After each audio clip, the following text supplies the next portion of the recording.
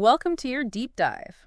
Today we're cracking open the book of Exodus chapter 1. Ooh, Exodus chapter 1. Yeah, get this, we're talking about Egypt Okay. being both a safe haven and a prison, Right. hidden codes in names and numbers, I like it. and how faith can push back against impossible odds. You've hit the nail on the head. This It's going to chapter be a wild one. this chapter isn't just ancient history, it's packed with insights that resonate even today. So let's talk about this whole Egypt situation. Okay. It's wild how it's both a refuge and a prison, right? It's a powerful paradox, isn't Sure. it? Think about it. Jacob and his family flee to Egypt to escape famine, much like Jesus' family would centuries later. Yeah.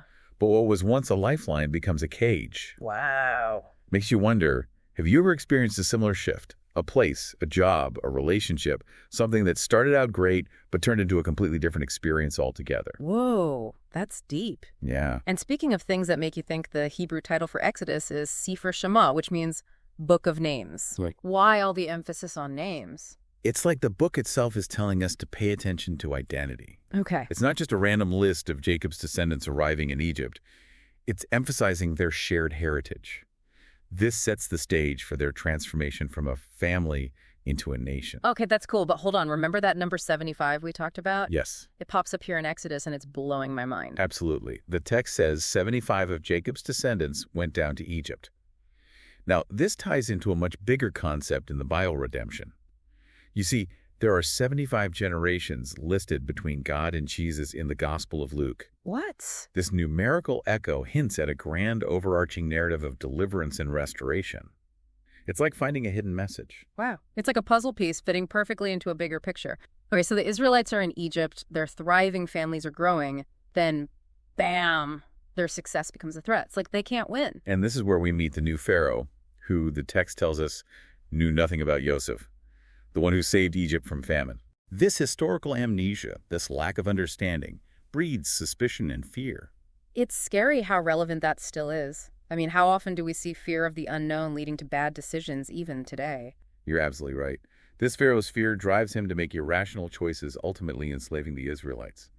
It's a stark reminder of how fear, especially when rooted in ignorance, can corrupt even the most powerful. And that's where we meet these incredibly brave women, Shiphrah and Puah, the midwives. Yes. They were ordered to kill newborn Hebrew boys, but they straight up refused.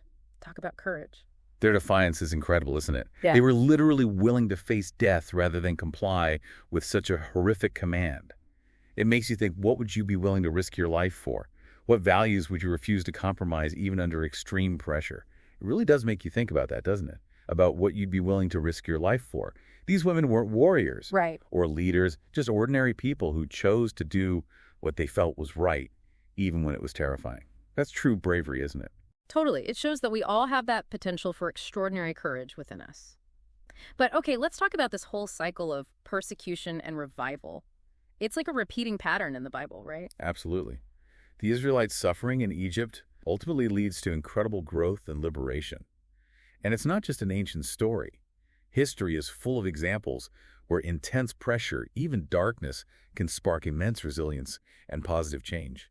Think about the civil rights movement born out of unimaginable injustice, yet it ignited a powerful fight for equality that continues to this day. It's both sobering and inspiring, you know? It reminds us that even in the toughest times, there's always potential for progress, for a brighter future.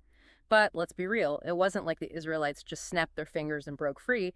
They were enslaved for generations. And that's a crucial point. Freedom isn't just about breaking those external chains, it's also about overcoming the internal ones. Think about it, we can be physically free, but if we're trapped by our own fears, limiting beliefs, or past traumas, have we truly experienced liberation? Wow, that's deep. It's like Maya Angelou said, love liberates. It doesn't just hold, that's ego. Love liberates. That's a beautiful way to put it. And that liberating power of love is central to Exodus too. It's God's love for the Israelites that makes them hear their cries, sending Moses to lead them out of bondage. Right, and even when they hit roadblocks, even when they're doubting and despairing, God never gives up on them. It's actually incredibly comforting, that kind of unwavering love. It really is. It sustains them through their wilderness journey, through all the uncertainty and doubt, ultimately guiding them to the promised land. It's a powerful message for us today, don't you think? That even when we feel lost and alone, even when we can't see it or feel it, there's a force of love guiding us, even in the darkest of times. Absolutely. But speaking of dark times, Exodus chapter 1 ends on a chilling note, doesn't it? Mm-hmm. Pharaoh, enraged by the midwives' defiance, issues a horrific command. All newborn Hebrew boys are to be thrown into the Nile. It's a stark reminder of the cruelty humans are capable of even today. But it also sets the stage for an incredible act of resistance and bravery in the next chapter, with the birth of Moses. Yeah, it's like Pharaoh trying to control everything blows up in his face. It really does. It's like that old saying, what goes around comes around. Pharaoh's desperate attempt to hold on to power by eliminating the Israelites only ends up setting the stage for his own downfall and their eventual liberation. It's a reminder that oppression in its many forms often carries within it the seeds of its own destruction. It's amazing how this story of the Israelites' journey from slavery to freedom still resonates with people across cultures and throughout history. Why do you think that is? I think it's because the themes of Exodus are so deeply human, so universal. The yearning for freedom, the struggle against injustice, the power of faith, the importance of resilience. These are all themes that speak to the core of what it means to be human, regardless of your background or your beliefs. Yeah, it's a story that reminds us that even when things seem impossible, even in the face of overwhelming odds, hope can prevail. That even in the darkest of times, there's always a possibility for redemption, for renewal, for a brighter future. And that's a message we all need to hear now more than ever. Absolutely. So if you only remember one thing from our Exodus deep dive today, let it be this. Just like the Israelites found strength in their faith during oppression, we too can draw upon our own inner reserves of courage and hope when facing our own personal Egypts. And maybe even more importantly, remember those midwives, Shifra and Puah, they were just ordinary people, but they were tested and they chose to follow their conscience. Their story challenges us to consider, where might we need to take a stand in our own lives? What would we be willing to risk for what we believe in? It's a question worth asking ourselves. It really is. And on that note, we're going to have to wrap up our deep dive today, but I hope this conversation inspires you to take a closer look at Exodus chapter 1. It's full of even more incredible insights that we didn't even have time to get to. It really is an incredible chapter. Until next time, keep exploring, keep asking questions, and keep diving deep into the scriptures.